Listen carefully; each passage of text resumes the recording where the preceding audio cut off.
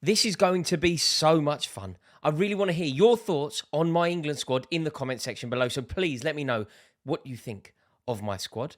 And also, I have a favour to ask of you. Will you please drop this video a like? The wonderful Thogden has taught me that a good idea on a video is to set a like target. So is it possible for this video to hit 3,000 likes? Please drop a like on this video. It massively helps me out. Now, before we get into it, I have an announcement of sorts to make. Throughout the Southgate era, up until the final of Euro 2020, I pledged nothing but unilateral, aggressive support to Gareth Southgate. I have been a defender of his on the kickoff. I have constantly said that I think he is a brilliant manager. I have been the man wearing the bucket hat, singing to Atomic Kitten, the Gareth Southgate remix. But after that final at Wembley against Italy, something changed. The fact that England managed to muster only one shot on target in a final against a very beatable Italian team in 120 minutes of football, and that one shot on target happened after 2 minutes. Something clicked, something changed, and I decided that England needed to look in another direction for a manager. Now, everything that I've said around that is neither here nor there anymore. Gareth Southgate is leading England into this World Cup. It is a World Cup that I truly believe England are capable of winning, and therefore I am going to pledge nothing but aggressive, unilateral, partisan support to the man that is Southgate. Southgate, you're the one. You still turn me on. Football is coming home again. So there is no point in exploring, is Gareth Southgate the right man for the job? There is no point in having that conversation. It is detrimental to the ambitions of this great team. So let's back him and keep our fingers crossed that football could actually come home. Qatar 2022 could be England's time. This time, more than any other time, this time. So on the 10th of November, Gareth Southgate is going to announce which 26 players he is taking to the World Cup as England attempt to go one better than we went at Euro 2020. Is it possible? Could this be our first trophy since 1966? Gareth Southgate must get this selection correct. And I've named my squad. And I tell you, it isn't easy. There is an embarrassment of riches in this England squad, and that is why I truly believe that we are capable of winning this tournament. But there is an awful lot to occupy Gareth Southgate's thoughts. Injuries to some key personnel. Reece James out. Ben Chilwell out. Kyle Walker struggling. Calvin Phillips, who knows? And away from that, there is form concern around some of Gareth Southgate's stalwarts in this team. So I've really thought about it. I've given this conundrum the due diligence that it deserves. I've tried my very hardest to pick the perfect squad to go to Qatar and win the World Cup. Here it is. Right, first things first, it's actually very easy. Picking the goalkeepers. This picks itself. There is no conundrum here. This is a nice, straightforward and easy selection for Gareth Southgate. 3 goalkeepers go to the World Cup, and those 3 goalkeepers actually pick themselves. There is no debate, there is no issue, there is nothing to worry about on this front. The 3 goalkeepers that obviously go to the World Cup are Jordan Henderson, Jordan Pickford, Aaron Ramsdale, and Nick Pope. And I think that all of those could do a job for England at this tournament. I have no fear in the goalkeeping department. Job done, eh? Easy. Anyone could be a manager. Cool, I'm good at this. Right, defenders, all of a sudden it gets a little bit trickier. There's some good news. John Stones has found a bit of form and a bit of fitness. That bucks the trend because players have been dropping like flies on the build-up to this World Cup, and it's sad to see. But John Stones reverses the trend. So, thankfully, John Stones is fit, John Stones is available, and John Stones obviously starts for me. So John Stones is in this team. Kyle Walker, Kieran Trippier, Trent Alexander-Arnold. They are all in my England squad. There is no debate about this. Kyle Walker must go to the World Cup. In fact, Kyle Walker, you could argue, is one of England's most important players. Kyle Walker's recovery pace is vital to everything that England will do in this World Cup. And keeping him fit, getting him playing well, and making sure that Kyle Walker is the very best version of Kyle Walker that he can be is essential for England. Kyle Walker obviously goes. Kieran Trippier has been immense since he has been at Newcastle. The way that he has risen to the challenge set by Eddie Howe is amazing. People were slightly sneery about Kieran Trippier when he went to Newcastle. There were suggestions that he only went there for the money. That has been proven to be false. He has been amazing for them. He is their captain. He is arguably their best player, and he is arguably their most important player. There is no doubt that he will go to this World Cup. His versatility sets him apart. The fact that he has it in him to play left back and right back to a very, very serious level is huge. His defensive capability, unquestioned. Going forward, elite. This man must be on the plane to Qatar. The fact that Diego Simeone and Eddie Howe have both given him their seal of approval means that this is non-negotiable. Right, Trent Alexander-Arnold. Apparently there's a conversation to explore here. For me, there actually isn't. Trent Alexander-Arnold has it in him to do something that basically nobody else on the pitch can do. Nobody else in the squad can do what Trent Alexander-Arnold can do. And if England are to win this World Cup, there will be a moment, there will be a spectacular coming together where England do something totally unpredictable. The man capable of achieving that very goal is Trent Alexander-Arnold. Yes, his form has been bad. Yes, he has it in him to make a ricket at the back. But let's make no mistake about it. I'm not talking in too glorious terms here. He is capable of winning England a World Cup. And therefore, he must go to this tournament. Ben White. Earlier this season, I put a tweet out that has done the rounds where I was fairly scathing about Ben White. Turns out that he has had a truly impressive season. Playing in a position for Arsenal where England have an awful lot of cover. But I think that his versatility means that he has to go. I also think the fact that he has been playing so well for a team that are top of the league, for a team that have lost only one game this season, means that he has to go. Does he play at right back? Does he get in England's team at right back? Probably not. But is he a good option to have? Absolutely. Ben White is on the plane to Qatar. And I didn't think I'd be saying that. Luke Shaw, Connor Cody, James Tarkowski all make it into my squad. Luke Shaw has got there via process of elimination. I don't rate Luke Shaw particularly highly. I also think he will be the vulnerability in this England team. I think that opposition teams will look to exploit Luke Shaw. But look, if he gets it right, if he finds his form, if he conducts himself as he has done for England in the past, he can certainly do a job and can be integral to everything good that England do. There is jeopardy here. I'm not a huge fan of Luke Shaw and I'm worried. But he has to go. Connor Cody goes, not because of his football. I mean, is that mad? But I think there are certain players in this squad that aren't going to play. I mean, I'd say 22 to 26 aren't going to play any football. So they're there because of their importance to team harmony. And Gareth Southgate puts an awful lot of stock in that. And some have suggested that Connor Cody was England's most important player in Euro 2020. I know that sounds ridiculous, but on some level, it can be true. Any time that you ever hear from a former professional footballer talking about their time at an international tournament, they will tell you that boredom is huge. They will tell you that they are in each other's pockets and it can be frustrating. I remember reading Paul Gascoigne's book about Italia 90. Boredom. He became like the best ping pong player ever because he was so bored. They have so much time on their hands. Connor Cody is incredible at team harmony. He is incredible at keeping the team together and he is incredibly popular in this squad. Do I expect him to play? Not a minute, my friend. But does he go? Weirdly, yes. I've then gone for James Tarkowski and Victor Mori. I think James Tarkowski deserves it. I think his form has been brilliant. I think he is a standout defender. At one point this season, Everton had the best record for not conceding goals. So Tarkowski goes for me. I think he's a very good player who can do a job for England, undoubtedly. I've then gone for Victor Mori because although he's been struggling a little bit this season, I think he has proved by winning the league in Italy that he is capable of playing at the very top. Also, what he brings to this team that virtually nobody else in this backline has. There is one glaring omission from this team. When you say certain players' names, there is one thing lacking from all of them. They're all very good players, but there is one thing lacking. And that thing is crucial. The thing? Recovery pace. Victor Mori has it in abundance. So, what you will now deduce is there are two glaring omissions from this England team. There's no Harry Maguire. That's right.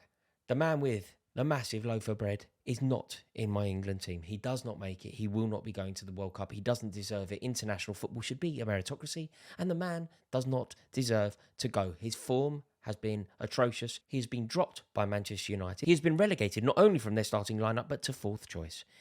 The captain's armband will surely be removed from him permanently soon, and ultimately I feel like his career at Manchester United is coming to an end.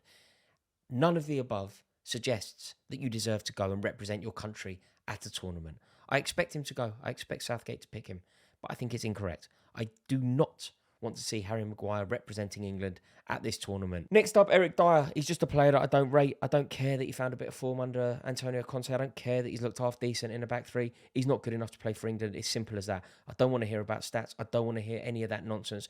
The eye test tells me that Eric Dyer is nowhere near good enough to play for England. Simple as that. Sometimes you can come at me with stats. Sometimes stats are relevant. Sometimes, though, 2 and 2 makes Christmas cake, and Eric Dyer gets nowhere near an England team. And if you think he does, you're a lunatic. Right, into the midfield we must go. E-I-E-I-E-I-O. And this for me is so easy. There are 3 players that are just in this team. There are 3 players that play midfield that will be selected in every single person's midfield that has a brain. If you do not think these players go to the World Cup, then I think you belong in a nut house. Get yourself to Broadmoor. Those 3 players are obviously Jude Bellingham, Declan Rice, Mason Mount. In no particular order, those 3 midfielders must go to the World Cup. Those 3 midfielders must be in every single person's squad that wants England to do well. And I believe that Gareth Southgate will undoubtedly pick these 3, not only for the squad, but for every single game in which they are fit, in which England are competitive. That's a must. Those 3 players are in. No negotiations, no conversations. Let's move on. Next up is another one where for me there's no debate. I'm of course talking about Jordan Henderson. Jordan Henderson is a brilliant football player. At one point, Jordan Henderson was a truly elite level football player. He was at the epicenter of everything good that Liverpool did. This Liverpool team that Jurgen Klopp has built is the best Liverpool team that has ever been assembled. Think about Liverpool's dominance over various decades. The late 70s, the early 80s.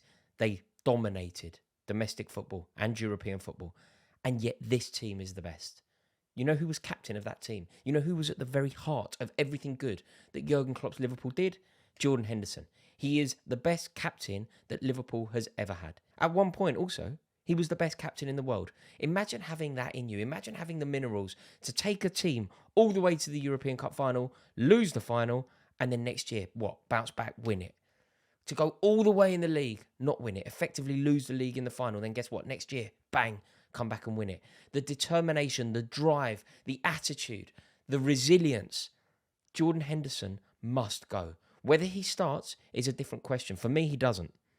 But he can definitely contribute to this World Cup and this England team. And despite the fact that he's a Liverpool player and it's not really my issue, I've found some of the sneeriness online towards Jordan Henderson, and actually some of the hate from Liverpool fans online regarding Jordan Henderson. I find it mind-blowingly disrespectful. Calvin Phillips, Conor Gallagher, James Ward-Prowse and James Maddison. Those 4 need to turn into 2. It's like a remix of a Spice Girls song. I need to find a place for 2 players and I need to leave out 2 players. And it was really difficult. The first one I did, and I've actually found this one fairly easy. I left out Calvin Phillips. It's just a pointless conversation. Some people are putting him in. Some people think it's ridiculous that I've left him out. I don't really know what to say. I think you're mad if you think I should take a player that has barely kicked a football in a year. So Calvin Phillips is out. Now it gets tough. James Ward-Prowse, James Maddison, Conor Gallagher. James Maddison goes. Does he start? Probably not. Can he have a huge impact on England? Absolutely. Is he one of the most impactful players off the bench? Absolutely. So James Maddison goes. His form for Leicester has been brilliant. At one point this season, he was a one-man team. He was scoring excellent goal after excellent goal, and his team just weren't turning up. The goal that he scored against Manchester United, the goals that he scored against Arsenal, I think he's a brilliant player, James Maddison. And I think ultimately the future is very bright for him. He will get a move to a club in a better position, and who knows where he will end up. James Maddison makes it, which means either James Ward-Prowse or Conor Gallagher needs to stay at home. And I found this so busy. When I think about Conor Gallagher, I really think there's a place for him in this squad. I really think that he can do something that basically nobody else can do. Do you know what word I always use to describe Conor Gallagher? And it's a very positive word for a footballer. I think it comes with negative connotations because people think that it isn't particularly graceful, but it's so important. And that word is busy. The geezer is so busy when he's on the pitch. Imagine if you were 1-0 up with 10 to go and you bring on Gallagher. Chasing, hustling, harrying, tackling. He's so good at that. Imagine the energy that he brings on if you're in extra time. Half-time, extra time, someone goes down with cramp. You bring on Gallagher. Energy, tackles. And I love that kind of player. He's also got a good eye for a goal. and pops up when you most need him. So I was so tempted to take Conor Gallagher here, but I've gone with the more experienced James Ward-Prowse.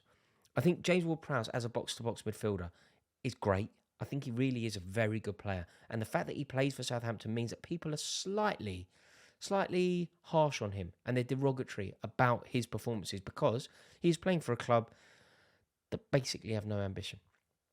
It's very difficult to shine at a club like that. But I respect his loyalty. I think he's very articulate. I like listening to him talk about football. His set pieces are truly brilliant. And I think that he can really contribute to England. Box to box, midfielder, he's up there. So annoyingly, I've left out Conor Gallagher. I've obviously left out Calvin Phillips. And in my squad goes James Ward-Prowse and James Maddison. Now, this is so difficult. If you are trying to pick the forwards of this England team, it is so thankless because whatever you do, you are going to be leaving out some top-class footballers. Whatever you do, whatever angle you put on this, you're going to be leaving out some top-class footballers. We'll start with the obvious. Harry Kane, in. Bukayo Saka, in. Phil Foden, in. Raheem Sterling, in. Those players are in. Raheem Sterling's form has been poor, but so has Chelsea's, and he's been played out of position. There is no doubt that Raheem Sterling will go. There is no doubt that Raheem Sterling is capable of doing something special for England again. And let's remember, his experience is going to be so valuable here. I remember going to Brazil in 2014, and we were talking about Raheem Sterling. Having somebody about with that nous, with that know-how, with that experience, he will not be phased. Raheem Sterling has to go. Phil Foden obviously goes. I mean, I imagine that he'll play on the left. I love the idea of him as a number 10, but I don't think that will happen. It's a very ambitious and very progressive way to view Phil Foden, and it means that England will be playing such an attacking formation. So I don't anticipate seeing Phil Foden as a number 10, which I think is a shame. But Phil Foden, I believe, starts for England, and he starts on the left wing. So Harry Kane is in. Phil Foden is in. Raheem Sterling is in the squad. Let's see what else we got. I struggled here, but I have taken the unpredictability of Jack Grealish. I haven't been particularly impressed by Jack Grealish. I think that his career at City is at a crossroads. I think he even needs to up his game and demonstrate that he is the £100 million player that is capable of playing for the best team ever assembled, for arguably the best manager to have ever graced the game, or he needs to leave. His form has been okay this season, but it isn't consistent enough. He slows down Man City's attacks, and I haven't really seen him beat a man. But there is a unpredictability with regard to Jack Grealish. And I think that Jack Grealish could be that maverick footballer. World Cups are often won by somebody that you don't anticipate, somebody that you know has a skill, but somebody that you don't anticipate being that guy. And I think that Jack Grealish needs to go. We would really miss a trick if we didn't take Jack Grealish to this tournament. So he is just on the plane for me. But I appreciate it's tough. Bukayo Saka, obviously in. There's not too much to say here, is there? Bukayo Saka starts for England. In other news, water is wet. So far we have got Harry Kane, Bukayo Saka, Phil Foden, Jack Grealish and Raheem Sterling. That means that there is 2 places left. And again, we have 4 players to choose from, potentially even 5. And this is where it got so difficult. 5 into 2. You thought 4 into 2 was tough. I mean, the Spice Girls had it easy, didn't they, when 2 become 1? But this is now 5 into 2. It goes Ivan Toney, Marcus Rashford, Callum Wilson, Danny Welbeck, Tammy Abraham. Ivan Toney has been left out for reasons that I think you know. However, he wouldn't have been in my squad anyway. I don't think it's right for a player to make his debut for England at a World Cup. And maybe that is something that should have been addressed earlier in those meaningless games that we had in the Nations League. But it wasn't addressed. And therefore, playing the cards that we're dealt, I don't like the idea of Ivan Toney having to lead the line in such a pressurised situation for the first time. I think he has the arrogance to cope, probably. But the fact that there is jeopardy there means he doesn't make my squad. So it's Rashford, Welbeck, Wilson, Abraham. 2 go, 2 stay. What do you think? I have picked Tammy Abraham and Danny Welbeck to go, and Marcus Rashford and Callum Wilson to stay. Callum Wilson has been so unlucky here. I know that he's fit, I know that he's firing, and I know it's so harsh, but I just think that Danny Welbeck is a better option for England. I don't think he's a better goal scorer, but I think he's a better option. And we have other goal scorers.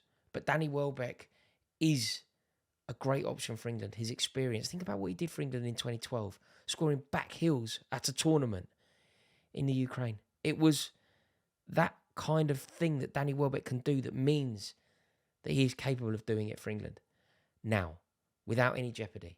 And I think that his form, I know his goal scoring record hasn't been particularly impressive, but part of the reason that Brighton are doing so well is Danny Welbeck. Part of the reason that Trossard is scoring so freely is Danny Welbeck. So Welbeck makes it for me, as does Tammy Abraham.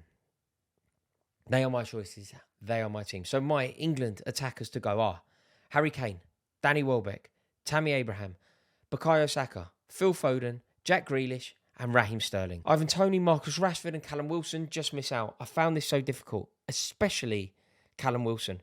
I really was on a knife edge between Wilson and Tammy Abraham.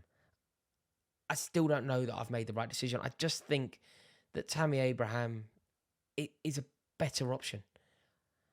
But I appreciate that it really is so difficult. But with Wilson as well, you know, he hasn't played for England for 3 years. I appreciate that he would arrive in Qatar as a resurgent footballer, but his last cap was over 3 years ago. And, you know, he's only got 4 caps. I found it so difficult. I'm sorry, Callum Wilson. On some level, I think you should go. I don't know. But I've gone with Abraham. So that concludes it. Firstly, I'm probably going to have to apologise. So I'm incredibly sorry to whoever is upset. Whoa. I worry that I've been a little bit negative with this selection, and therefore I'm going to make one crucial change. Eberechi Eze is in this squad, but I think we need the wild card, the unpredictability of Eberechi Eze. That completes my 26-man squad. This has been fun. I have loved doing this. I love this style of video. I really hope that you enjoy it. So please do me a favour. Give the video a like if you've enjoyed it. Let me know your thoughts on my team in the comments below. And remember, this time, more than any other time, this time, we'll get it right. See you in Qatar.